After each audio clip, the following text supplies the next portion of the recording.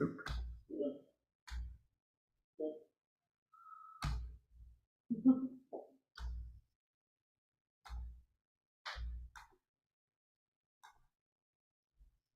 wonder if Chad Levy used to look like a son. So cute. Okay, this evening we are talking about the Dhammacakkappavattana Sutta, which is putting in motion the wheel of the Dharma. So this will probably take us 3 weeks, I'm thinking, something like that, to go through this. What I plan to do this evening is just talk over history, context, where it comes from, what it is, that kind of stuff. And then we'll get into the details of the sutra next week. I think it will be helpful, first off, though, to know what this is. So notionally, this is the first sutta that the Buddha taught. It happened right after he awoke. He reflected, was confronted by demons and gods and various other celestial beings who came forward and said, you need to go teach people this. You can't just disappear. And he thought about it and said, okay, sure.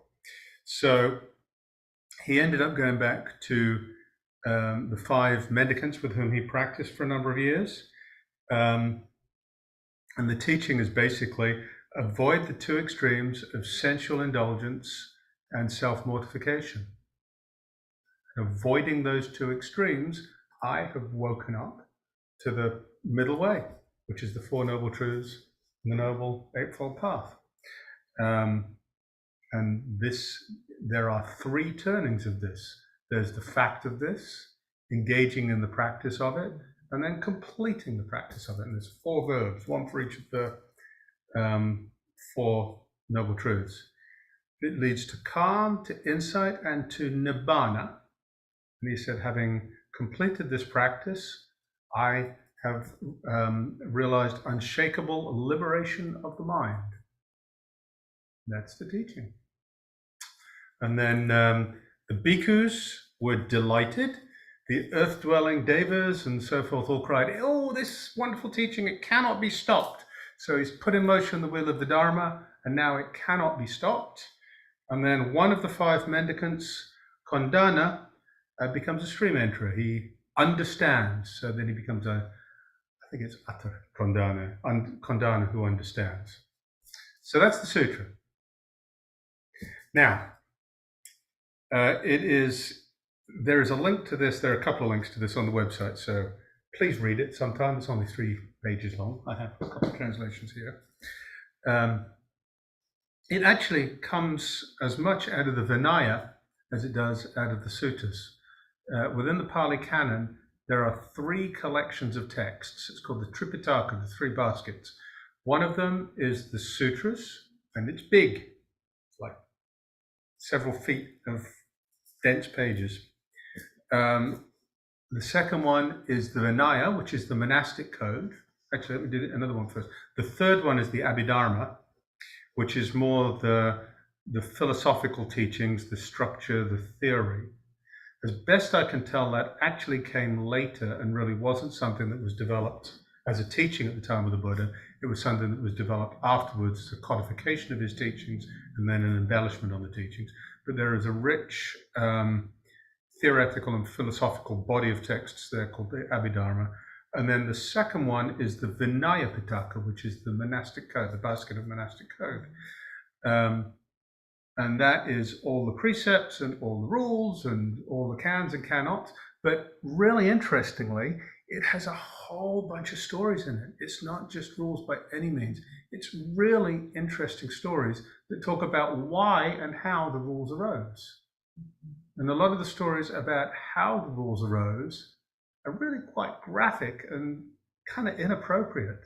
There's all sorts of fairly sexually graphic kind of stuff and other sort of really gross and very inappropriate behavior between monks and nuns. And anyway, so there's a lot of the history of this in the Vinaya Pitaka.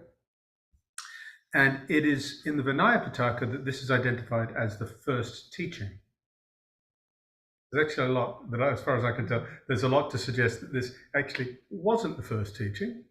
But then it's not definitive one way or the other. There's some language stuff and other things. It's just not clear. But either way, first does not necessarily mean most important, and it certainly doesn't mean the only one or that it stands in isolation. I mean, what was the Beatles' first album? Name it. Like, Please Please Me or something? Certainly wasn't Abbey Road or Rubber Bullet. Shakespeare's first play, Henry VI, maybe? Love's Labour's Lost? No, Two Gentlemen of Verona? I mean, it wasn't like Hamlet or Macbeth. It takes a while to get to your good stuff. But nonetheless, this is a very important teaching. So a little bit of history for the immediate preceding events. In Buddhist practice, we're familiar with the story of how he left the palace and he went out to practice. He went out to practice on his own, and then he decided he'd find a teacher. And he found this teacher, Alara Kalama, who was teaching the jhanas.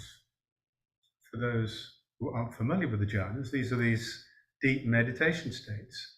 So in northern India at that time, the spiritual practice was a practice of meditation, and it was of settling into these deep meditation states. There are 4 material jhanas, which are settled states where there's connection to this physical form. And then you move into the immaterial jhanas, and the first immaterial jhana is boundless space. So there's like this, there's the practices of leaking through the skin and letting the skin boundary become really porous. And then there's an experience that space is actually boundless, and I am in and am that space. So this is an immaterial jhana. The next immaterial jhana is boundless consciousness. The third of the 4 immaterial jhanas is nothingness, no thingness.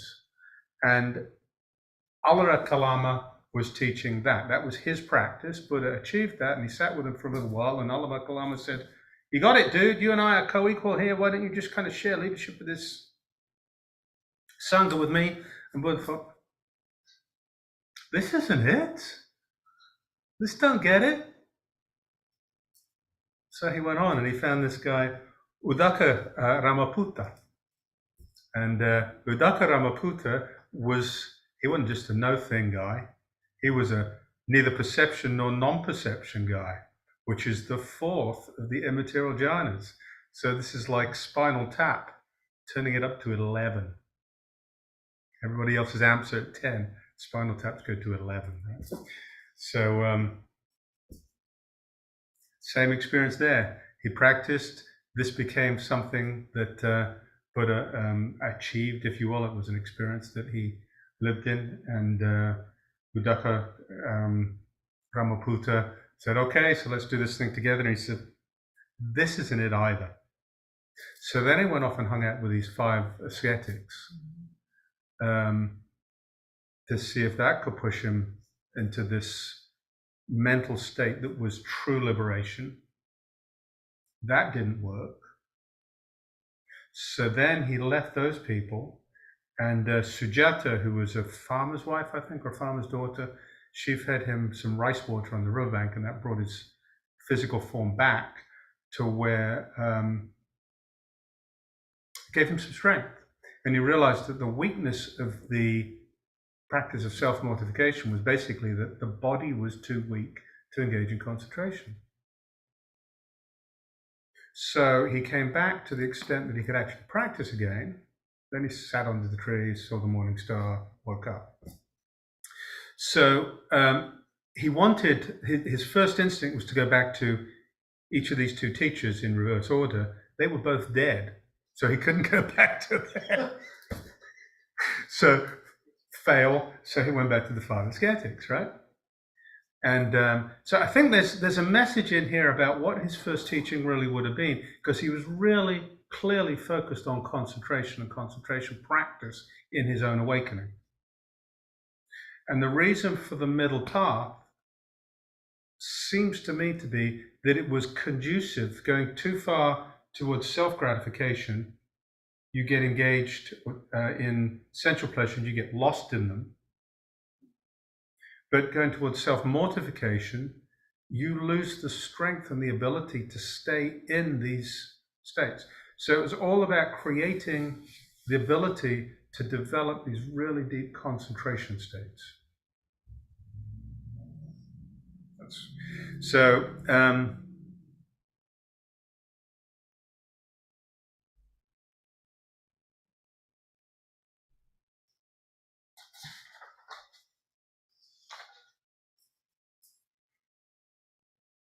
yeah, so like, that's probably enough for tonight. No, actually, let's keep going. Let's keep going a little bit. We'll get into the title. We'll get into the title. We'll get into the title, and then we'll talk about the sutra next week.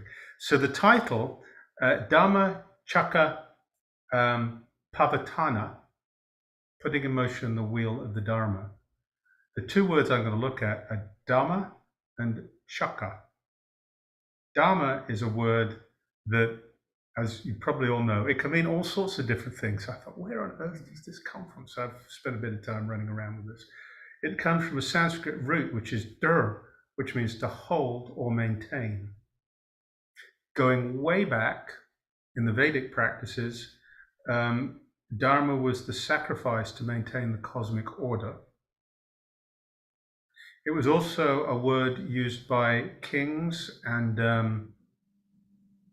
in government, talking about policies used to maintain the realm.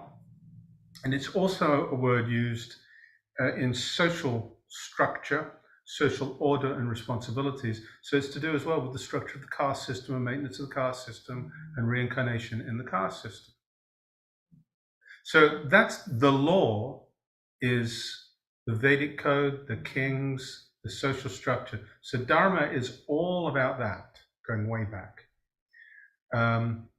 It came to mean the teachings and the doctrines. Dharma, going back to the meaning of hold or maintain, it is that in the third noble truth, it's that which holds the practitioner from falling back into samsara.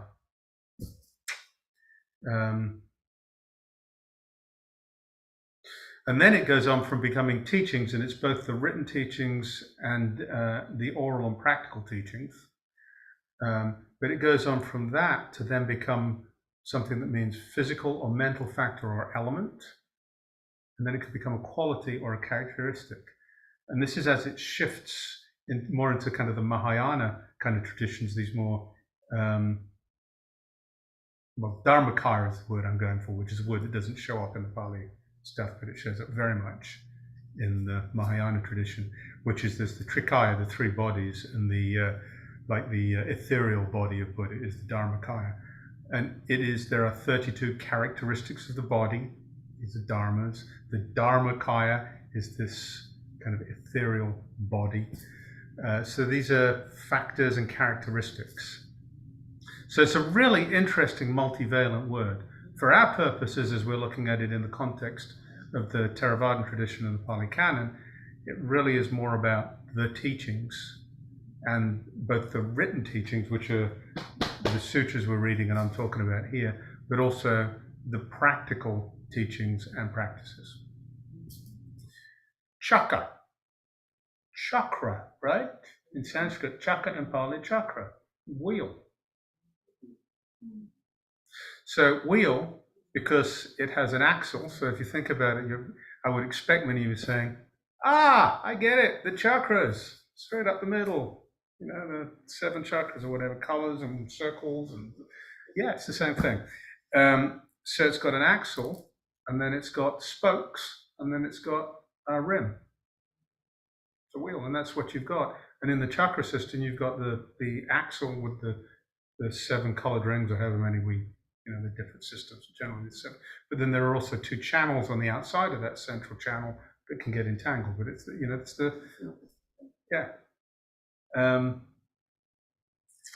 so it's the same chakra. In Indian philosophy and logic and study, the idea of the kind of layers that show up in this sutra is also a wheel. We have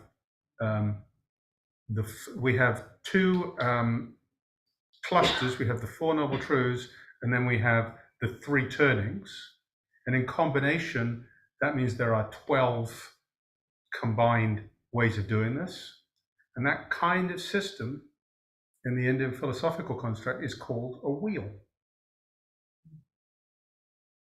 And then there are ways of looking at this wheel where we have either all 8 elements of the path of the spokes, or you can say that the speech, action, and livelihood are the axle, and you got the I wrote it down here.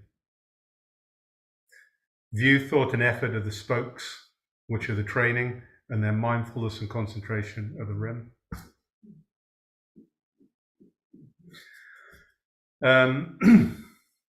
So the wheel is a fairly broad symbol. If you go into Tibetan Buddhism, you see a lot of these tankas. There's a circle, and it's a wheel divided into 6 segments, which are the 6 realms. And if you look closely around the outside, there's a narrower wheel, which is broken into 12, which are the 12-link chains, the 12-link chain of causation. So these wheels show up all over the place, and this is the wheel. Putting in motion, and it can never be stopped, is the theory.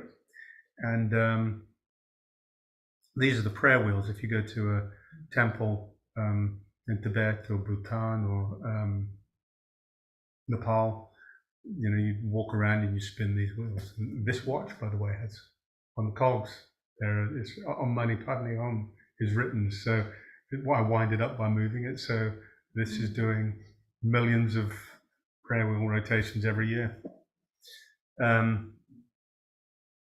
So there are, as Buddhism has continued over its 2,500 years, other interpretations have come forth. The 3 turnings of the wheel can be seen as the Theravadan, Mahayana, and Vajrayana traditions, each sort of seeing itself as building on what's come before. We can also look at it as the first turning is abandoning negative actions of body, speech, and mind. Second is abandoning clinging to self of individuals and of phenomena. And third is abandoning clinging to emptiness. So successive moves in the direction of letting go. Okay, that's enough. Let's call that. That's enough. And let's stop there and